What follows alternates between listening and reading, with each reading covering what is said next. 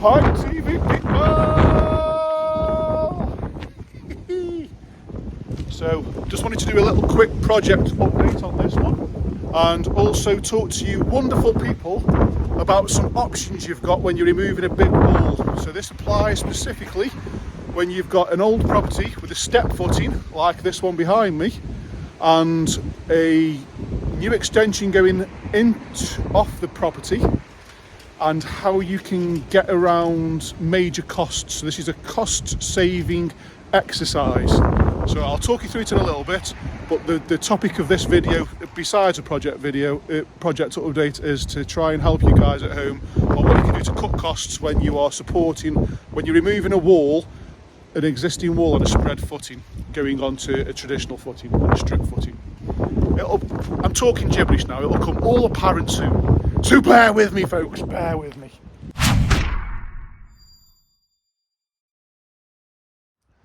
So the proposed is that somewhere where my finger is, the tickling stick, folks, never forget the tickling stick, it's always with me. You always have to give it a tickle. So roughly where my finger is there is going to be a doorway.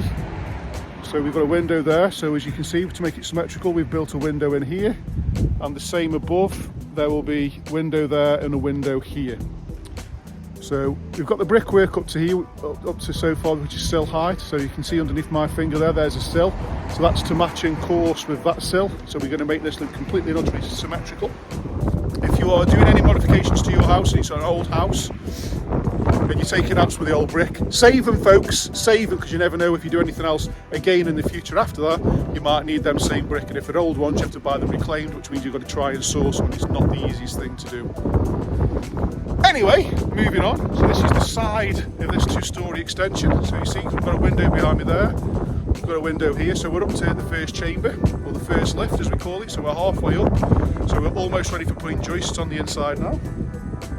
Looking at the back of the property, we've got some church windows that have been built in here. So tall, thin windows. We've got a window there from the proposed kitchen to take on the views of this overgrown field.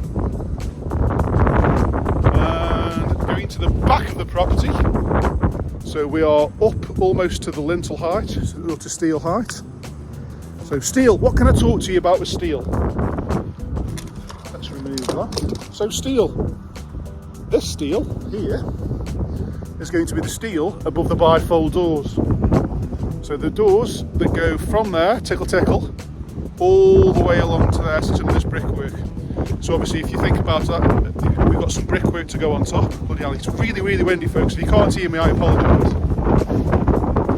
So we've got a steel to go from there to there, which is actually 6 metres. As you can see, it's a great big bugger. And what we actually do, this is by the structural engineer's design, so if anybody else is doing this at home, might be one for you to watch if you're thinking about it. How do they support the brickwork above those big bifold doors? Because they are such a big span. How does it stop it from dipping with the weight?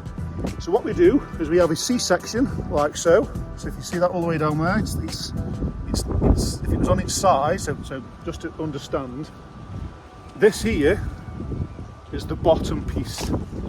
So the bifold would be across, the top of the bifold would be on here. So this steel isn't in the right position. But this is here like a C-section, and then it's got a plate welded to it. So the idea is that we were building bricks off here. So you'll only see this piece. So it's a 6mm plate. So that's 6mm thick. So the idea is that stops it from bending, and the plate there is for the bricks to go. So you've got the bricks there, and you've got the insulation, and then you've got that on the inside. Hope that makes sense. So as you can see, we've taken the back of the house out there. We've got some big steels that have gone literally from end to end. Twitchy bum moment. So lots and lots of acros, as you can see. However, it's been in for a while now, so it'll be okay to take away.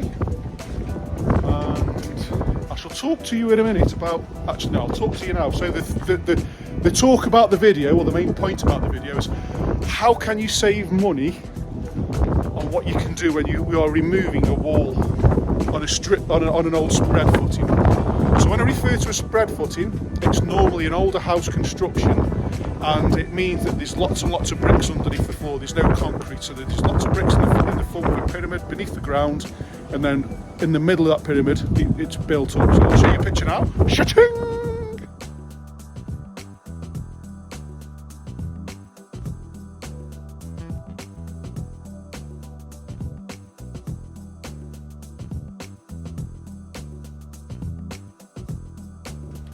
So that's a traditional spread footing. So if you have got an instance like this, whereby, so you've got the existing house here, have a look behind me. This is the original wall. We are removing all this wall, so the steel here is now carrying the entire weight above me, all that weight. So what would then be is, because you're transferring all that weight to just on that little bit of brickwork there, and also on this bit of brickwork, it means that the spread footing isn't strong enough to take all that weight, because it's not how it's been built. So we have to do something to strengthen it up. So you have got a number of issues. You can do something called underpinning, which means you dig down beneath the pyramid, or you remove part of the pyramid of the spread footing and mass fill it with concrete. That's one way of doing it, which is quite expensive and it's quite hard to get and dig underneath, to be quite honest. The second way is to build a column. So that would be in this place. If you were to build a column, so say that's a column there, say you wanted to build an additional column, you'd have to dig a hole there, cast a footing, which means put a load of concrete in there, then do some new brickwork to go up, so that then you know that a structural engineer would have to design the length and the width of it. But then you'd basically fill up with concrete, put some new brickwork all the way to the top where the steel would be, and then that shared with this would then be strong enough to take all that weight. Hope that makes sense. However, there is a cheat, and I've got the cheat right here. And this is what we've done on this particular one. So the cheat is, can you see this big lump of concrete here that the tickling stick is pointing out? That there is a padstone. So what we've got with this is we've made our own padstone, again by structural engineers design, but the idea is that you can quite clearly see now the existing wall, which goes all the way down into a spread footing, which I was just talking about. That in itself would not be big enough or strong enough to support the weight of all this house. Okay? But what we can do is we can make it oversized, so as you can see, it just sits on there. It also sits on this new brickwork. So because we've already dug down on the new brickwork and done a strip footing, which means it's a metre deep of concrete, it means that that wall here behind me, this concrete block wall, is strong enough to support the weight. So what we do is we make a concrete padstone that's big enough to sit on both the existing wall and the new wall, which means that the end of the padstone there, if you draw a 45-degree angle going down, it means that all that weight is then distributed on this new footing that's inside there. I hope that makes sense. So it's literally get some bits of timber, make a box and fill it full of concrete with some rebar in it. And once it's done, you put that down. So again, the idea is to distribute the weight not just on the existing brickwork, but also on the new brickwork. And that's what we've done, and that is by far a cheaper way. And as an example, that's cost us about £100 to make. And that's saving digging, a footing, underpinning, all those sort of things. It saves us an absolute fortune. So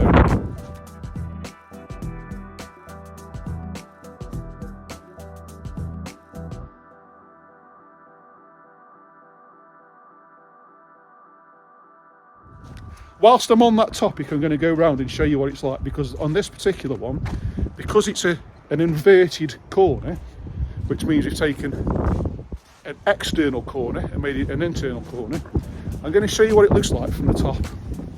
So it's basically an L shape. So we'll go up the scaffold, bear with me. I'm back, folks. We're back on the scaffold on a really, really windy day. So bird's eye view down, that is what it looks like. So you can see what it looks like, it's a shape of L. And that's so it sits on this brickwork here, which is new. and also the brickwork there, which is new. So the idea is that it's distributing the weight going all the way across. You can see the steel beams sitting on the padstone, which now means the padstone's big enough to bring brickwork off the top there and go up to match in. And the same on this piece here going across. So again, it's just literally a box filled with concrete and rebar, and that is now strong enough by structural engineers designed to take the weight, and that has saved a fortune in terms of digging holes, filling it full of concrete, and doing fresh brickwork. And also, if you did do a column, as an example, you're also making the width smaller. So what I'm trying to do there, come here, is the distance of the opening. If you're building a column, would then make that opening smaller, and we're trying to maximise, because the clients of this property want to try and take in them views from the doors. Bird's eye view from there all the way across to there is going to be a big bifold, which that big red steel is going to sit on there, which I was talking about. Wow, the wind is that much, blowing that much, it's blowing the camera. I'll go inside now, hang on. So this here, that's better. There's going to be a utility room as per the drawings. We've started to do the brickwork up there. That's going to be a downstairs toilet. So we can see we've got a drain point there, a drain point there, one for the toilet and one for the sink. Moving on into here. So this here is going to be where the stairs are. So the stairs are going to come from above my head and come all the way down to here, but obviously we've had to remove them.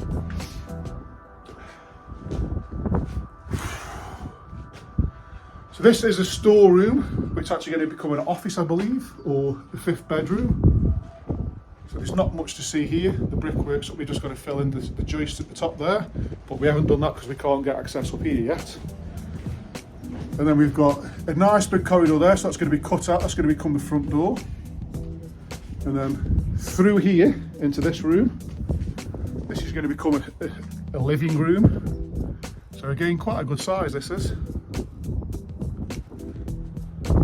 Another little, I wouldn't say it's a tip, but a little bit of advice for anybody.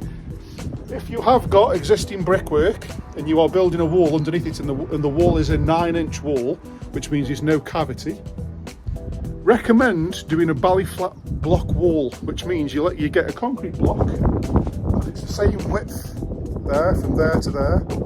It's the same width with 2 bricks together, and build it all out of that. And the reason is, it's really, obviously it's very, very strong.